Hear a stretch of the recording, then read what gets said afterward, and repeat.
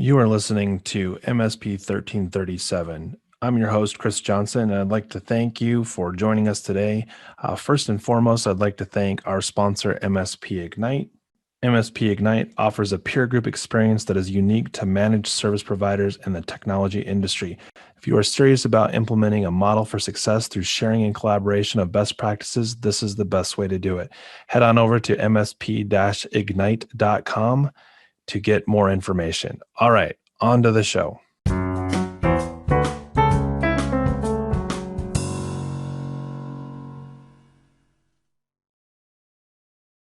Welcome, everybody, to this week's episode of MSP 1337. I'm joined again this week by Bryan Sullo of Clock Tower Technology Services. Thanks for joining us, Bryan. Thanks for having me back, Chris.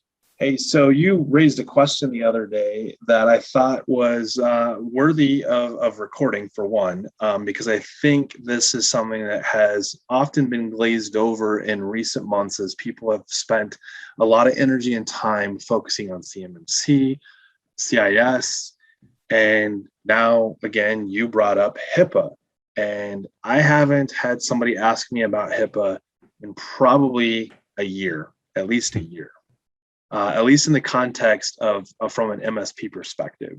So you and I talked briefly before we got on this conversation today for today's episode, and I wanted to, like you said, indulge the idea that you're the MSP and you have a lot of questions about HIPAA compliance, and I'm going to answer as many questions as we can in the next 30 minutes or so. And any question that we don't answer as an audience and members that are out there, when I post on LinkedIn, or you just want to fire an email at me, chris@pinpointsolutions.com, we'd be happy to expand this conversation. If I don't know the answer, I'm going to say that I don't know the answer, and we can still go about getting those answers later. So I roll it over to you, Bryan. Fire away, and let's see if we can't make this of value to those that listen. Sure, will do. You know, it's interesting because HIPAA's been around for a while. A long while. Yeah, and there's still a lot of confusion about it out there. And you know, you've got MSPs who are doing it and doing it well. You've got MSPs who are doing it and probably not doing it well. And then you've got MSPs who don't want to touch it with a 10-foot pole. And, you know, I think I'm going to play the part of an MSP who, you know, is just kind of dipping their toe in the water of HIPAA and going, okay, I have no idea what I'm doing. Sure. What do I need? What do I need to do? Who are the people I need to get around this table, and what are the tools I need to make this work? So before you ask your first question, I think it'd be good to set the stage a little bit. So you made a statement that I think is important. It's been around a long time. So HIPAA, the Privacy Act itself, has been around. It went into law in 1996. So I was literally, I think, a freshman in college when this went into effect. So we're working on 25 years here, right? So like this has been around for a while. So why that's important is twofold. One, every framework has a requirement attached to it about protecting a certain type of data. And in this particular case, the HIPAA privacy law, or HIPAA Privacy Act, is about protecting patient health information, right? And it breaks it down into two very specific categories: privacy and technology, right? So in today's conversation, I think it's important for us to stay focused, because in 2013, the omnibus rule was passed that added teeth to the law, but more importantly, it really focused and emphasized on the pieces that you and I deal with, which is more the technology than it is the privacy. So that, putting that out there, and some of the things you said before about like, hey, I'm not hearing about this as much as we used to. Why is that? Well, part of it's because there really hasn't been any changes to the law since 2013. So came out in 96, had some teeth added to it with the omnibus rule in 2013. And then for the most part, there really haven't been any changes. And for those that out there that might be new, like, hey, it doesn't apply to me, there's something really important to note. It's part of the NIST framework. It comes directly out of the NIST framework. So this isn't like some foreign framework that just sits over here on the sidelines that someone just decided to do just for healthcare. It is tied directly to the NIST framework. So there we go. I just want to put that out there for everybody that's listening. That's great information. Do you happen to have the like a link to the official framework documentation for HIPAA? I'm not sure I have the exact one, but I can give you the 1996, the Accountability Act. I'll put that in the chat here, and obviously we'll post it in the notes. So there's that's the law passed in 1996. More important to us would be the omnibus rule that came out 2013. It's really easy to Google and just Google HIPAA compliance framework. It's not hard to find. Both the HHS website, hhs.gov, and I believe, actually that's the website, hhs.gov. And then there's the omnibus rule. I'll pull that up as well. While I'm doing that, you go ahead and start asking questions. Yeah, sure. So I think one of the first questions that I would have is how do I know if my client or potential client is required to comply with HIPAA? It's easy in some circumstances where you have a doctor's office or you have a dental practice or something that's pretty obvious, but are there other industries or other, like Sure. a lawyer's office who deals, maybe has patient information in their files? Is that a requirement to comply with HIPAA? So this is the way to kind of look at this, and I'll use a reference of CMMC because I think that's one that we've spent a lot of time in, is to think about like the 6 degrees of separation. So in the CMMC world, we say if you're in the supply chain for DoD, you probably have CMMC obligations, right? It might not be level 3 or above, but you've got at least level 1 because you're in the supply chain. In the HIPAA compliance space, they were a little bit, I don't want to say loosey-goosey with it, but they basically said, if you are engaging with, say, a medical practice, then that would automatically put you into some level of needing to be HIPAA compliant if you're providing services to that medical practice. And there's some resources out there that goes into great detail of like, if you're the water company, you probably don't need to be HIPAA compliant to continue to provide, water, services. Like if you're the Pepsi vendor that fills the vending machine in the medical practice, that doesn't really qualify. In fact, they would kind of get into that. That's more of like incidental exposure, like a custodian that's cleaning a medical practice, like in the front office area. Could they see medical records? Sure. Would that be part of their job? No. So that'd be incidental exposure. They may need to sign a business associate agreement or something that says, I'm not going to do anything with what I run into. Like I'm choosing to protect it just like I would as anybody else, but definitely not as significant, right? Responsibility is there, like, be a good citizen, but I don't know that it's kind of a gray area,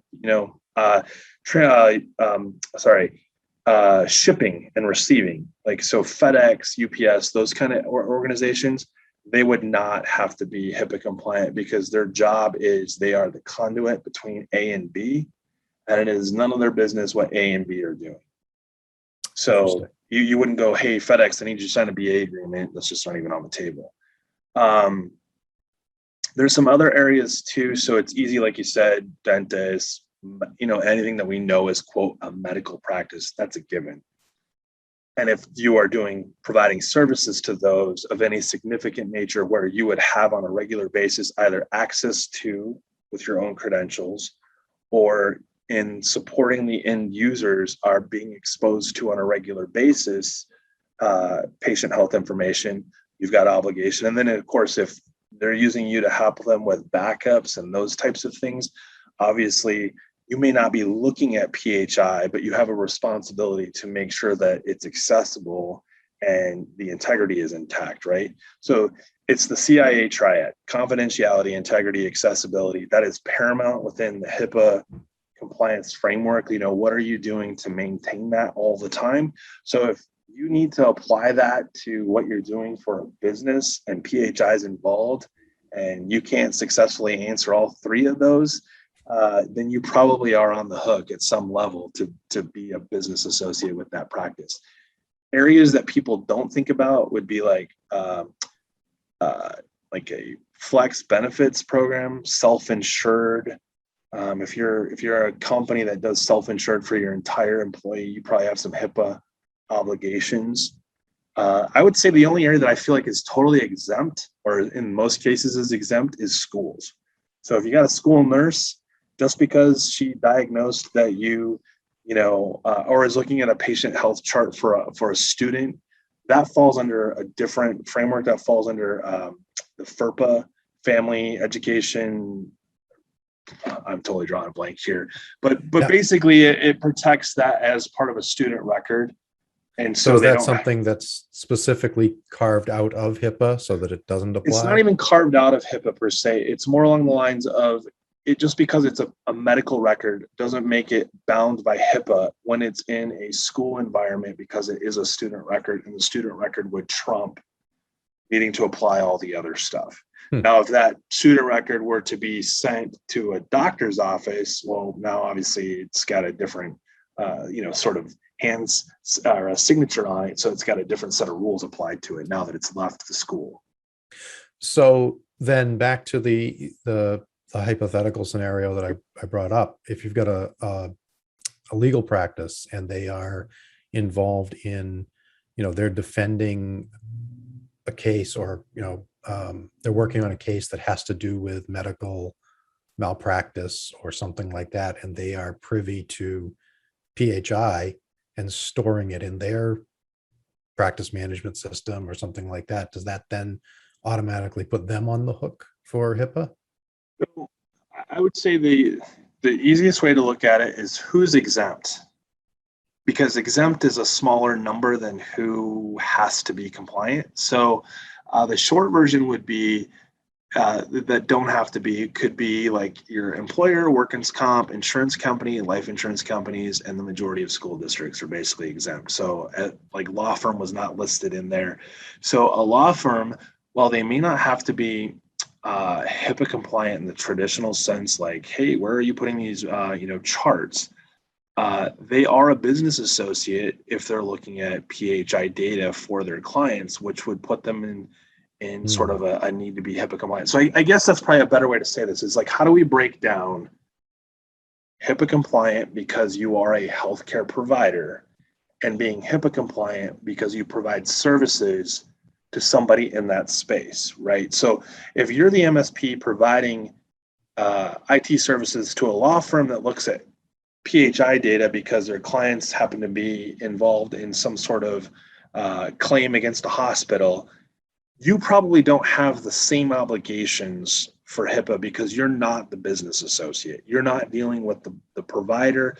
You're only dealing with the law firm. So your job is to make sure that all of that information is being protected if you're responsible for that law firm. So you would treat it like you are the law firm, but you are a separate entity, right? So you would need to operate as if you were needing to be the business associate to help them meet those requirements, but you, the MSP, separate from that? I don't think so. Okay, that's good to know. That's a good way to think about it. Because you're not going to apply that same model to every one of your clients, right? Because not all your clients have that requirement. Now, if you were a department of a company and they're like, oh, well, that's our pediatrics health services or DHS or those types of things, and they have to be compliant. You have another business side that does like, I don't know, maybe they rent cars, like it could be under the same roof, right? Like, right. You would then have to make everybody adhere to the same level of security. Basically, whatever was the most strict, you would have to make the entire company adhere to that. Got it. Okay. You also get into where you store data too, right? Like, hey, we've got it dialed in Active Directory or wherever that the car rental department versus the, child services side, they can't see data in the child services side because that has PHI in it. Mm-hmm. So let me see if I understand some of this correctly. If we're let's say you got a traditional MSP arrangement with an entity that has to be HIPAA compliant. And actually, let's even go a step further. You got a traditional MSP arrangement, but you're also providing, you're storing their data on Mhm. your systems. You have a something spun up in Azure or Rackspace or something like that, and you're responsible for the systems where their data lies. Pretty clearly, you would need to have the business associate agreement with them, and that you would be covered, or you would be bound by the HIPAA regulations Sure. to protect that data. So then let's back up a step and say, okay, traditional MSP, all of the equipment and all of the storage is at the client site, and it's theirs. Yep. Do I still need to be, if I have admin access to those systems and I regularly support them, am I still a business associate? Do I still need to be bound by HIPAA? So yes, so you're a service provider to that entity, which would make you a business associate regardless of where the data lives Mm-hmm. or who owns the equipment. So I'll give you an example. If I was an MSP today and I was storing, let's just say it was, I'll use NextGen as an example. It's an EHR system, and that database and all that was on my physical infrastructure for your medical practice. I've got all the data. I get hit by a bus, right? I'm just gone. Like no one knows what the credentials are to get into the servers or any of those things. That hospital, that medical practice, they're in hot water now because that data no longer has accessibility, right? Yes. Okay, so let's say you're the hospital and you haven't paid your bills to me. I'm totally healthy and fine. I withhold access to you, the hospital.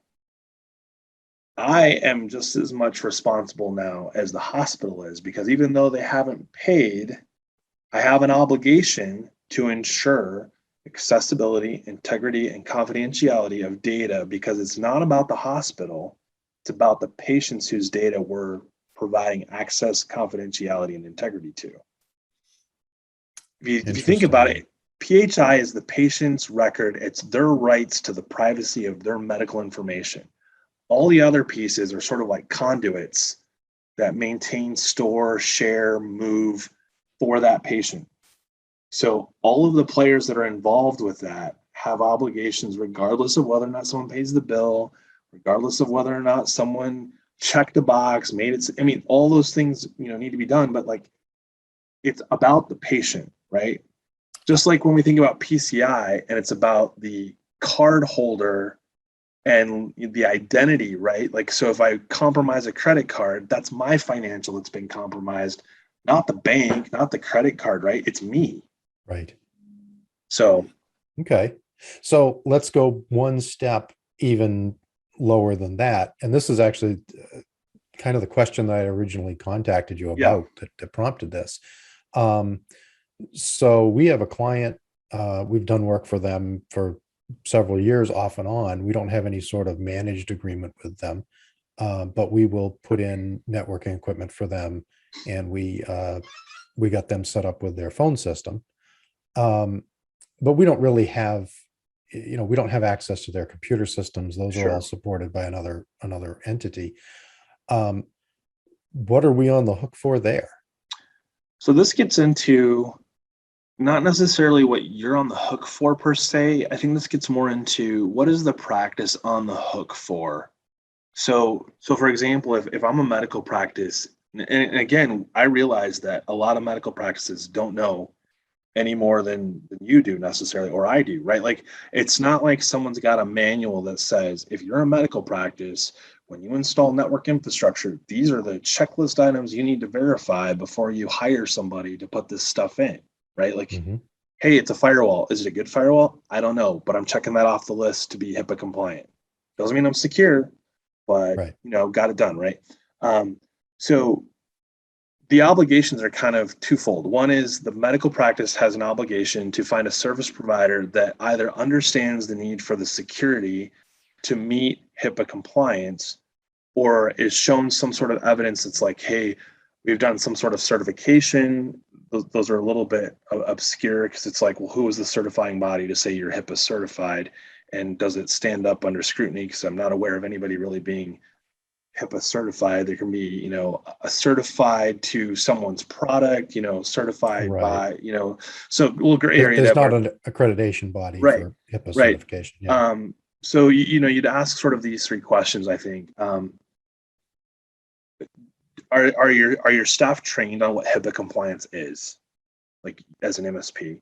Mhm. Do you follow a security protocol that would ensure protecting the integrity, confidentiality, and accessibility of their data? So obviously, if Mhm. ransomware happens, can't get to it. Confidentiality and integrity, all three have been compromised, right? Yep. And then things like regular auditing, which it would be important. Like if I'm looking for someone to do firewall or network, it's like, hey, you put all this stuff in, it's the third quarter.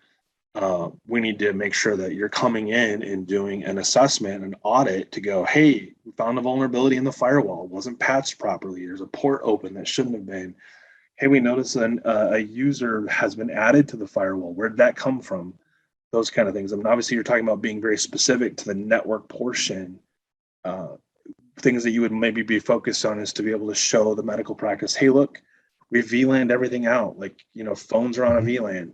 VLAN. The guest network is on a VLAN that cannot get to the network containing PHI. And just that there's a regular systematic approach to verifying and, ensuring that that's staying intact all the Mhm. time. Because an annual assessment, which is common, is not going to tell me what happened from March to August, right? It's going to tell Right. me what it sees in December or whenever I run it. It's going to show me a snapshot. And in theory, it shows me good news. But if it shows me bad news, I correct it.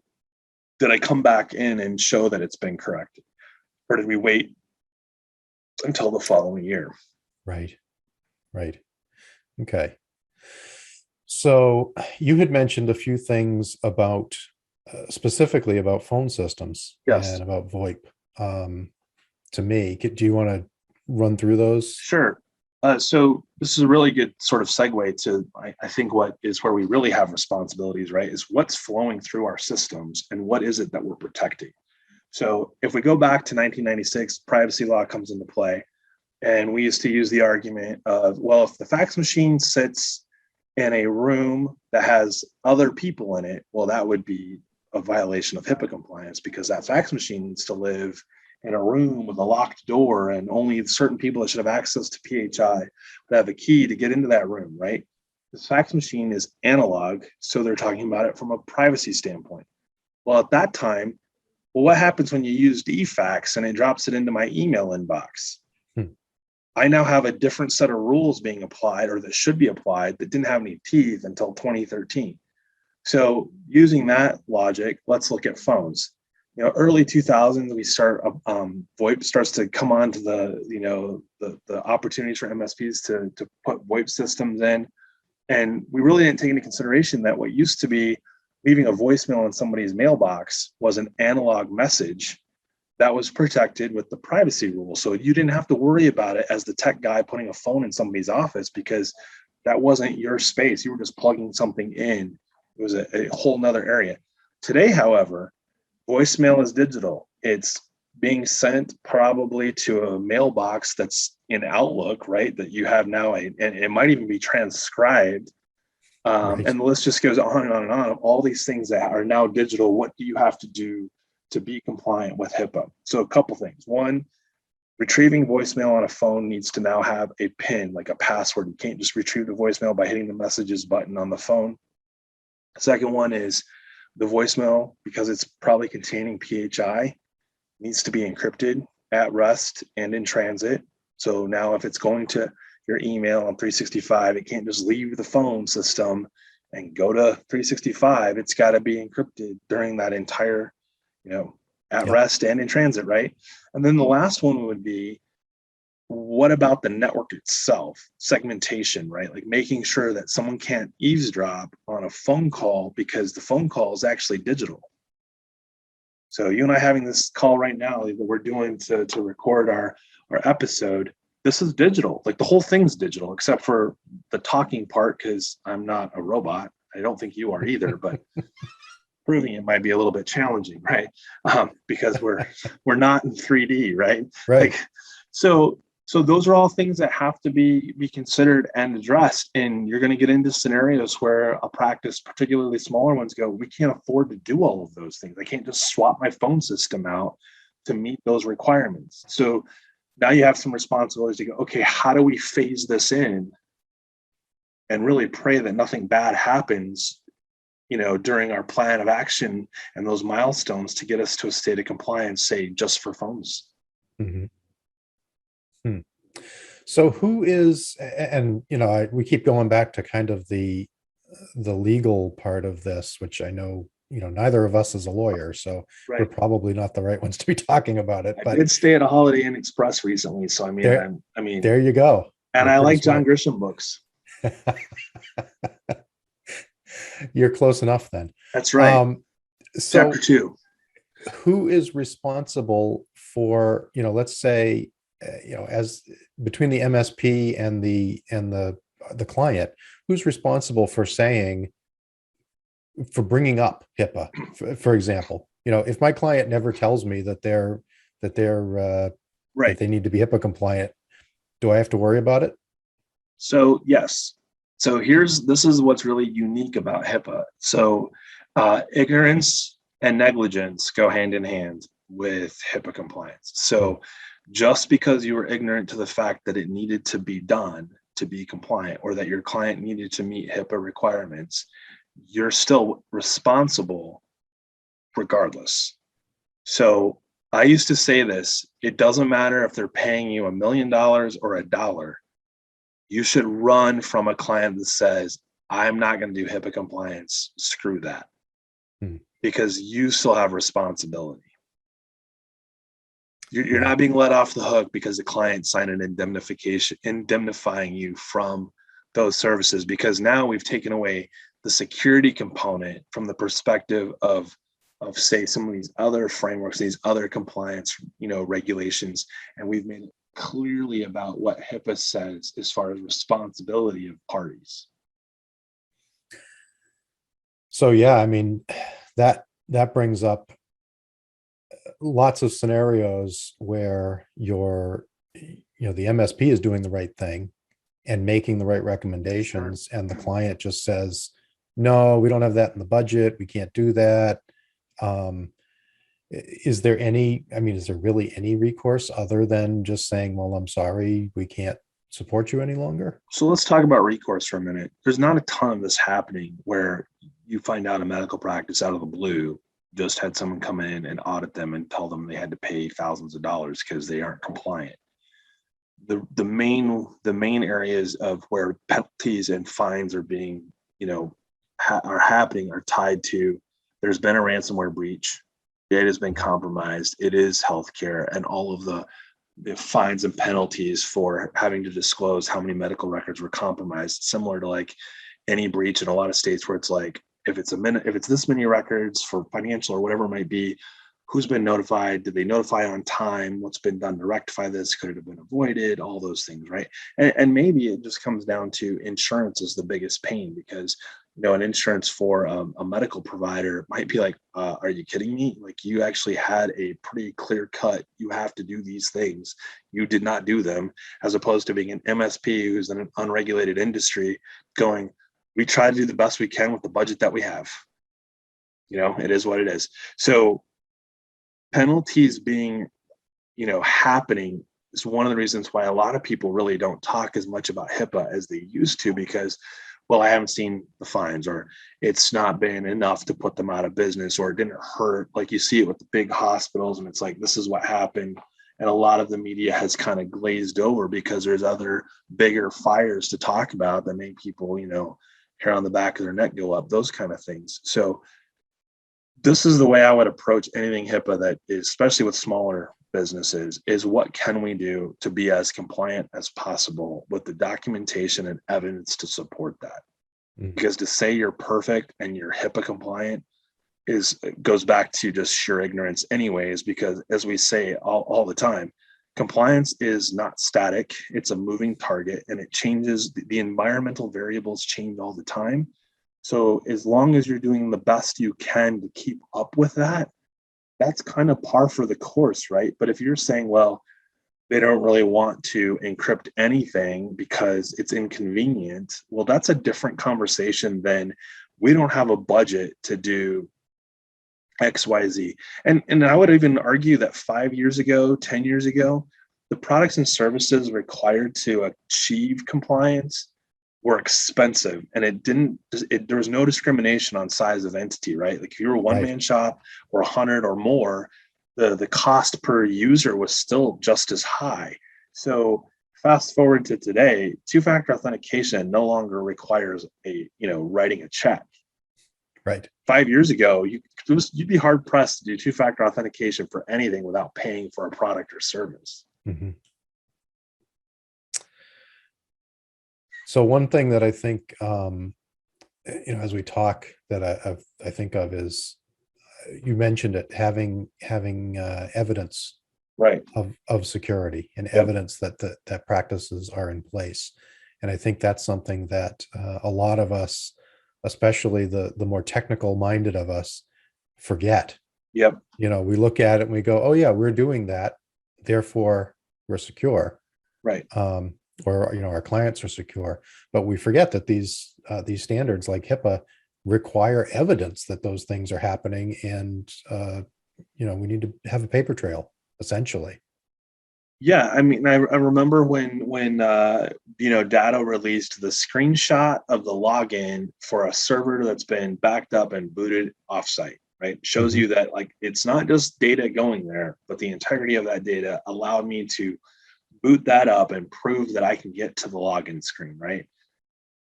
That screenshot is the evidence to say that server is being backed up, and I can prove it with a screenshot. Now, is that perfect evidence? Not necessarily, but it's an example of that's way more than most entities have when they need to prove compliance to anything. Yeah. IT Glue, BizDocs, your PSA software, whether it's Kaseya or ConnectWise or Autotask or now Datto, whatever it's called, Datto. Those are all documentation tools. They show you the workflows. They show you who had access. They've got logs that show who was doing what, where, and when. That's all part of that evidence paper trail. And what we forget to do is go, oh, well, what about the network diagram? Where does that? Where's the VLANs and what's on those VLANs? And this ultimately comes back to, I don't care what framework you use. I like CIS because I think it's comprehensive, straightforward, and walks me in a linear path towards a state of compliance that I can talk about with my peers, right? Number one, inventory, right? Control one, inventory. How do you do any of these other things without inventory? Because if I have 35 workstations and 15 CAT scan machines and whatever other things in the medical practice, what networks are those devices are on? Maybe it doesn't matter for some of them, but maybe it matters for all of them. So you go through your inventory list and it's like, yay, I've got all my devices. They're right here. Oh, well, but what networks are those devices authorized to be on? And what networks did you audit where they showed up? Right.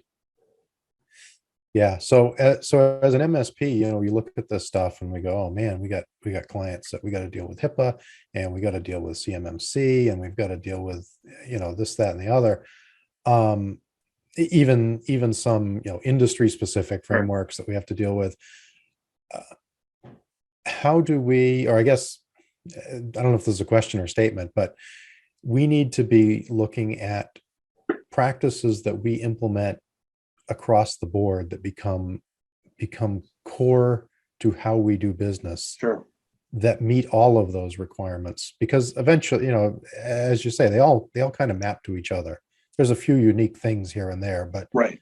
Essentially, if you're doing the right things and you have the right internal processes and procedures, you're going to already meet probably 90% of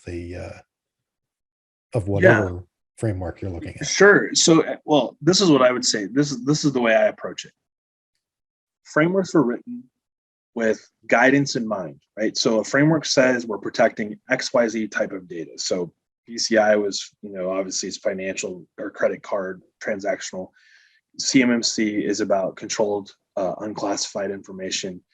HIPAA is all about patient health information, et cetera, right? So if I look at those, they each have a different reason for existing, but they're all approaching how to protect with the same idea in mind, right? So the controls and the categories across frameworks are very similar in nature.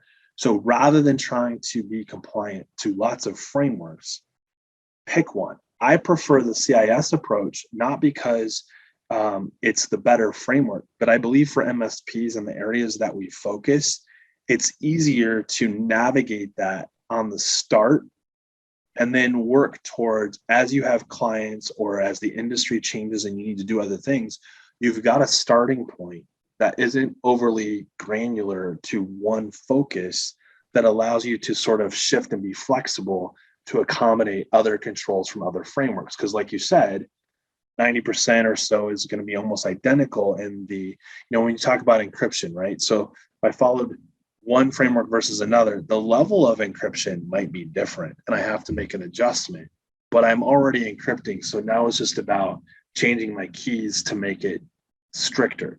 So the thought process that I would have is, as you go through a framework with control set, how strict is it? Because at the end of the day, you also have to make decisions around impact to business. Is this taking away my ability to be in business because of how restrictive that security control is? Is it too costly for my business? Those types of things. Those have to be considered across the board. And I don't care what framework it is, what the regulatory requirement is. Some controls can put a business out of business. So you got to make the decision to work with that. And I think the reality is, more often than not, it's the choosing to say, this doesn't apply to me. This is for a bigger company. My answer is no, not going to do it. Those are not good answers.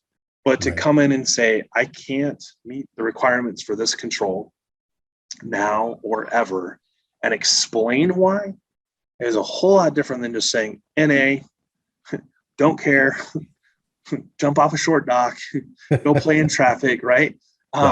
So that's how I would approach that, because the reality is we all have to do compliance for something. Can't boil the ocean.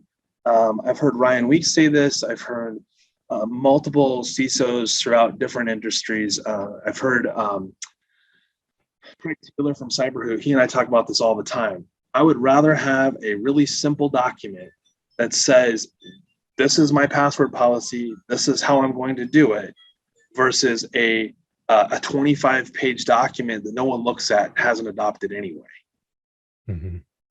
Yeah, absolutely. So anyways, I hope that's been helpful.